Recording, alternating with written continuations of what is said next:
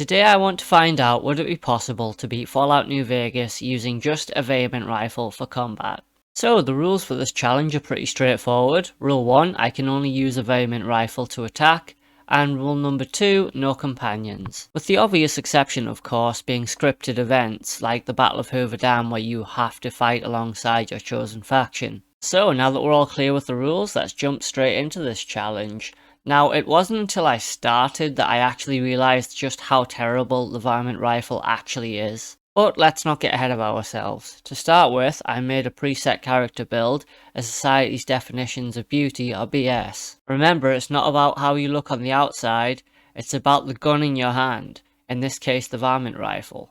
Also, I don't actually know how to correctly pronounce the Varmint rifle. I always called it Varmint, but I've heard people say Varmint, so I don't know. I set my intelligence to 10 for the maximum benefit of skill points every time I level up. I drained charisma. I will be using speech and barter, but charisma isn't actually necessary for it. And I kept everything else at 5 with the exception of endurance, which I ramped all the way up to 9. I'm going to need to take a lot of damage in this challenge. Next, it was time for my therapy session with Doc Mitchell. I gave him responses that would make him think I'm a complete psychopath. He doesn't need to know that I lie awake at night crying because daddy left. Although I did tell him that I would use my mother as a human shield. I chose guns, barter and speech as my tag skills, as I'll be relying heavily on barter and speech, as they just make the game that much more enjoyable. So picking my traits was difficult. I chose good-natured, which adds 5 points to barter and speech, but will drain 5 points from small guns. This isn't a big deal as I can just put the points back in when I level up. I also chose trigger discipline for accuracy over speed. I think I might not regret this. So my first task to gain a little bit of experience was to go gecko hunting with Sunny Smiles. Now, to be fair, this is early game, so it wasn't too difficult, but the fact that the geckos didn't go down to a single shot is quite frankly embarrassing. So I made sure the difficulty was set to normal before I continued. I then went to see Trudy, where I got an extra 50 experience, and by now I was close to level 2. So after fixing Trudy's radio and passing a barter check with her, I was able to hit level 2. I put most of my points into barter, bringing it up to 40, and put the rest into small guns. I also choose the Swift Learner perk for 10% increased experience. Then I hacked Trudy's terminal for a bit of extra experience, and picked the lock to my left for a little bit more. So far as I can tell, Sunny Smiles will always agree to help in the Ghost Town gunfight. Trudy also needed very little convincing, and I managed to pass a speech check with her as well, giving me some more experience. I did try to steal Easy Pete's dynamite, but when I was successful, it didn't count as the optional quest being complete, so I don't actually know how to do this as I don't have the explosive skill. Doc Mitchell was only too happy to help after I passed a 30 medical skill check. Oh, and I also convinced Chet to help out as well by handing over some supplies for the town. I then proceeded to sell all of the basic equipment that I was given at the start of the game to make a nice 1000 caps. Some stuff I won't be able to sell yet as he just doesn't have enough caps, but I'm sure I can sell the rest of it later. So I would say the Varmint rifle really let me down for the Ghost Town gunfight. I had a lot of trouble actually hitting the powder gangers if doing any damage at all. So the town folk were the ones really mopping up the powder gangers here. I got no experience from doing this. On the way to Prim, I met some powder gangers that had surrounded themselves with landmines that crippled my limbs. I limped into an NCR tent stationed just outside of Prim to sleep and recover. And then it was off to the centre of town to ask around to see if, are you kidding me? Well, I didn't even get as far as Prim before I got crippled again, so I had to head back to the tent. I managed to pick off some convicts from a distance with a sneak shot in order to level up and head to the Mojave outpost. I distributed my points between speech and small guns before killing members of the Jackal gang in order to get some more experience. Now, the Jackal gang members at the rest stop were extremely difficult to take down. I found I was missing them quite a lot of the time, and the leader was very difficult to kill. After taking down the ones outside, I headed inside to finish the job. I found that fighting in close quarters with a Varmint rifle wasn't exactly the best idea, and so relying on sneak shots would be the best option. Then I reached the NCR outpost where Major Knight was able to repair my Varmint rifle. I was also extremely low on ammo, so I had to head back to Goodsprings first to resupply. Now I can honestly say that dealing with the convicts inside of Prim, I was the luckiest I've ever been at shooting. See, I knew I would have to pick them off from a distance while taking as little damage as possible and using as little ammo as possible. I managed to get some pretty good sneak headshots here, so it wasn't actually too bad. I found as long as I could keep my distance and take them out as stealthily as possible, that I was able to get through this. So by this point I was reasonably proficient with speech and barter, so I did pass a few speech checks with Beagle. Then I managed to convince Major Knight to send troops into Prim, and just like that we have a new mayor in Prim. And I was able to level up too, so that was pretty cool. I distributed my points equally between barter, speech and small guns, and I took the educated perk for an extra 3 skill points every time I level up. So the road between Prim and Nipton was extremely eventful. I managed to stealth headshot a few members of the Jackal gang. Just as I was taking down the leader, a few more showed up and we were fighting in pretty close quarters. Now the Varmint rifle seems extremely inaccurate when you're running backwards trying to shoot for your life. Eventually though I was able to take them all down, then I got attacked by a swarm of giant ants. After I killed them I was able to level up. Well, not quite. First I had to head to Nipton where I met someone who won the lottery. Now I hadn't yet decided what faction I was going to side with, so just in case I was going to side with Caesar, I decided to kill the lottery winner, because the way I'll be running things there will be no survivors. I distributed my points so that my speech and barter skill were at 50, and then I took out the lucky lottery winner. Then I met Vulpes, a member of the Legion, who told me to spread word of the Legion's atrocities, which I gladly did for 165 experience. I had to buy a lot more ammo before moving on. I was using a lot of 5.56 ammunition. Eventually I made it to Ranger Station Charlie, which is just before Novak. Some members of the Viper gang decided to attack me, but with the help of the NCR we were able to dispatch them all. So I knew I would have to quickly get resupplied with ammunition before speaking to Manny. He was going to send me to the Repcon centre in order to clear out some ghouls there. Now the biggest problem I had here was that the ghouls outside wasted a lot of my ammunition. And by a lot I mean I would actually have to go back to the other settlements and try and resupply. As it happened I'd cleaned out all of the merchants, so I wasn't able to get any more ammo right now. So my first task inside the Repcon Centre was to clean out any feral ghouls that were still left behind. Again, I just felt like this was wasting ammo, but it had to be done. The roamers were particularly difficult because they didn't go down to 1 or 2 shots, and they would run up to me. It was very hard to fight with the Varmint rifle in close quarters. So I was finally able to meet the glowing one known as Jason Bright, who wants to send him and his followers on a journey. So there is many ways you can do this quest, but I always enjoy helping them out. Plus I didn't have enough ammo to kill all of them. And speaking of being short on ammo, I completely ran out when fighting the Nightkin.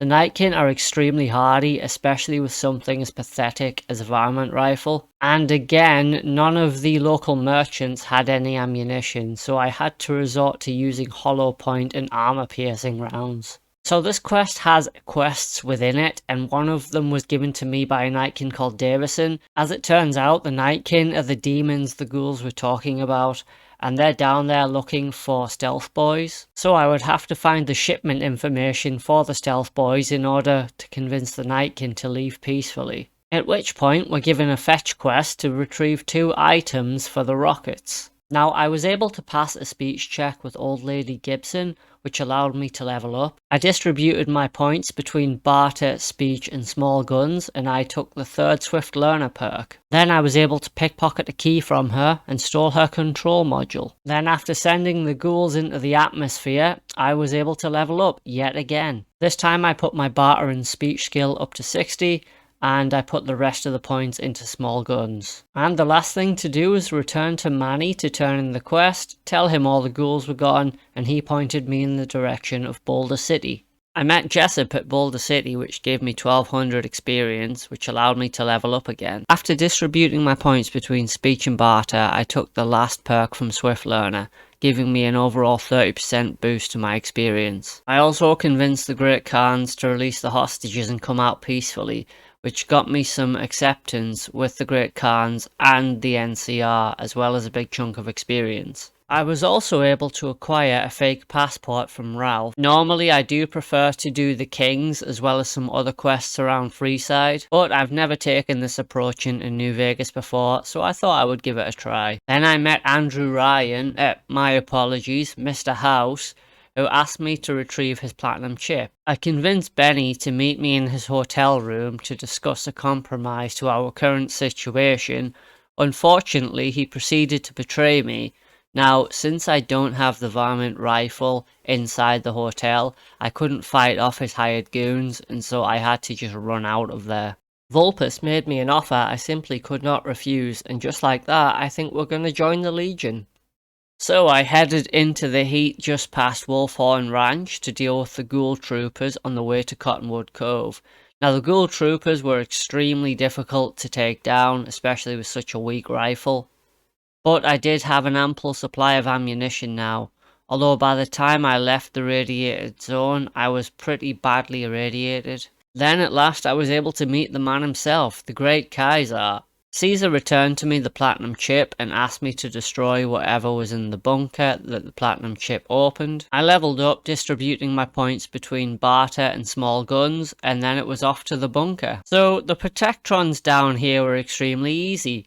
And by easy, I mean extremely difficult. Now, I will say that it was possible to take one down with a single sneak crit, but as soon as I was discovered, they just became absolute bullet sponges, and I wasted so much ammo pumping round after round into these metal tin cans. I think it's because I was wearing leather armor, but the laser weaponry was barely hurting me, so that was a definite bonus. Then I was able to level up again, where I distributed my points once again between speech, small guns and barter. I also took the toughness perk, giving me a +3 to my damage resistance. Then it was simply a case of blowing up the bunkers and running the hell out of there. Oh, and I also had Benny crucified, because yeah, he kinda deserves it. Well, now that I was officially working for Caesar, my next job was to take down Mr. House.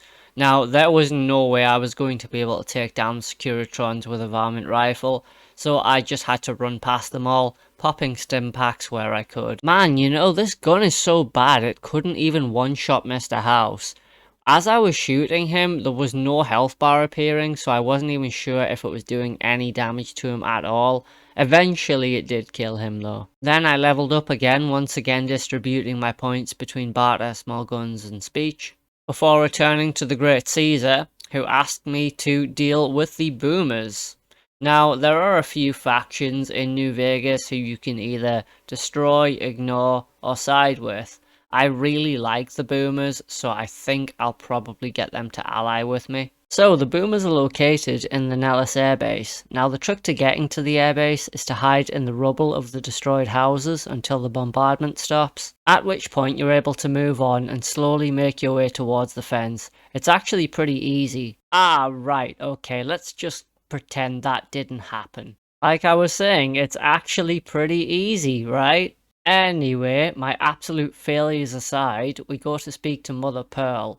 Now, there's two ways to deal with the Boomers. You can become idolized with them, or you can kill their leaders. I chose to become idolized for the experience, and like I say, they're actually pretty useful. Now, there is no actual fighting involved in the Boomer questline, although you do get to raise a plane from the lake, which is pretty cool. Also, I did this without the rebreather because I couldn't find a pressure cooker. I'm sure that's extremely confusing for anyone who's never done the Boomer quest line before. One thing I would like to note about the Boomer quest is I did manage to get the Lovebirds together, which gave me just over 300 experience, which allowed me to level up again. Honestly, if Caesar knew I was wasting time with this sentimental nonsense, I'm sure I'd be up on a cross right next to Benny. As always, I distributed my points between, you guessed it, speech barter and small guns, and I finally took the commando perk, giving me increased accuracy and VATS with rifle weapons. So after returning to Caesar and telling him that the boomers would now serve us, our next target was the White Glove Society. Then Caesar kind of freaked out a little bit. I'm sure that's something that won't come up again later. So as a rule, I absolutely despise the White Glove Society. The fact that they're cannibals to one side, I absolutely hate their snobbery and elitism. But then again, I'm not really exactly a fan of what Caesar's up to either, so let's just go with it. So I headed into the backroom freezers, rescued Ted Gunderson, and returned him to his daddy. Then let me just 1 second while there we go. Well, now we had the white gloves on side, although I didn't lose the quest from my Pip-Boy, even though Caesar was proceeding like I had. I said right at the start, no glitches, cheats, or exploits, so I guess that's a glitch, which means I failed, right? Still, Caesar didn't seem to care, so I don't either, although he did have another episode. There's something very wrong with this man. So before he blacked out, he told me he wanted the Brotherhood of Steel taken down. But to do that, I first needed to have my weaponry inside of the bunker, so I would have to gain a little bit of their trust. My quest was simple, take out the NCR Ranger known as Dobson. Well, not as simple as I thought. I don't know if it's just because I'm using the Varmint rifle or this guy's just really strong, but he killed me, like, a lot. It didn't even matter that I kept pumping loads of stim packs, he was just far too strong. Now, I attempted this fight many times, but in the end I think I got kind of lucky. I started with a crit headshot, then I lured him outside where I got another 2 crit headshots on him. Hey, I guess luck is sometimes an important attribute. After many attempts, I'd finally taken him down and gained the Brotherhood of Steel's trust. Which for their part was a huge mistake because I then proceeded to pickpocket all of their key cards and initiate the self-destruct sequence for the bunker. After that, it was simply a task of hightailing it out of the vault as quickly as humanly possible. With the Brotherhood of Steel neutralized, I returned to Caesar and was able to level up again. I distributed my points amongst the same 3 skills, although now wishing I'd put it into medicine instead. So there was something wrong with Caesar. I didn't have the medicine skill to help him, so I had to go on a fetch quest to get some surgical tools. I was able to trade the surgical tools for some very expensive Brotherhood of Steel gear I stole from their vault. Lucius told me he wanted an artillery gun fixing, with parts I would have to get from the boomers. Luckily, the boomers were my friends, so this was pretty easy. I repaired the artillery gun and got 260 experience for this. He told me that the artillery gun would be very useful against the snipers in the Battle of Hoover Dam. Spoiler alert, it wasn't. So after pumping about 45.56 rounds into the skulls of some golden geckos, I was able to level up again, and this is where I had an idea. See, I realised that if my medicine skill was high enough, I could just perform the operation on Caesar myself. So when I did level up, I put all of my points into medicine. Then I took the Here and Now perk, which allowed me to level up right there and then, and I put all of my points into medicine again. However, this gave me a medicine skill of 64, 11 points short of what I would need. So I took the physician a day from the house in Goodsprings, and I killed the doctor in Novak to steal her clothes. Her clothes give you a +5 to medicine. And with that, we were ready to perform the operation on Caesar, bringing him back to his full fighting strength. Then I had one last mission before the Battle of Hoover Dam: assassinate President Kimball. I had to use a stealth boy and a sneak shot. I wasn't able to take out all the NCR troopers as, well, I'm using the Varmint rifle. So I ran for my life and fast travelled back to the fort as quick as possible. So finishing this quest allowed me to level up again, and I decided to max out my speech and barter skill. I took the tag perk and put that towards medicine. Then at last we were finally ready for the Battle of Hoover Dam. I think I made all the necessary preparations and got enough people on side, but let's see how this goes. So let's be honest with ourselves for a second. The Varmint rifle is useless against the NCR troopers, so I just had to run past them all. Luckily they were occupied with Caesar's legions, so it wasn't too bad. Then I walked straight through some fire. I'm not really sure why it didn't hurt me, but There you go. So the boomers were nothing but a detriment to me as they bombed and killed all of my troops, and then eventually I got taken out as well. I soon realized that I just wasn't going to be able to fight these guys in a fair fight, so I ran past the NCR troopers and headed to speak to the Centurion. I convinced him to head straight to the power plant as that's probably where I was going to need them to distract the NCR the most. And I say distract because there was no way I was willing to fight an infinite number of respawning troopers. So I don't know if they are infinite in respawning, but it certainly felt that way. I hung around for a while killing some, but more just kept coming and I felt like I was just wasting my time. So I decided to just ignore all the NCR troopers and make a mad dash for General Lee Oliver. And finally, with a 100 speech skill, I managed to convince General Lee Oliver to run like a coward and beat Fallout New Vegas using just a varmint rifle. So that just about does it for today's challenge, guys. Using just a varmint rifle in Fallout New Vegas was certainly difficult, but not altogether impossible. True that it is an absolutely terrible gun, but I had so much fun doing this challenge, and I look forward to more in the future. And finally, I'd just like to thank you all so much for watching and your support. Please like, subscribe, and all that good stuff. Leave any comments if you do have any, and I will see you guys next time. Take care.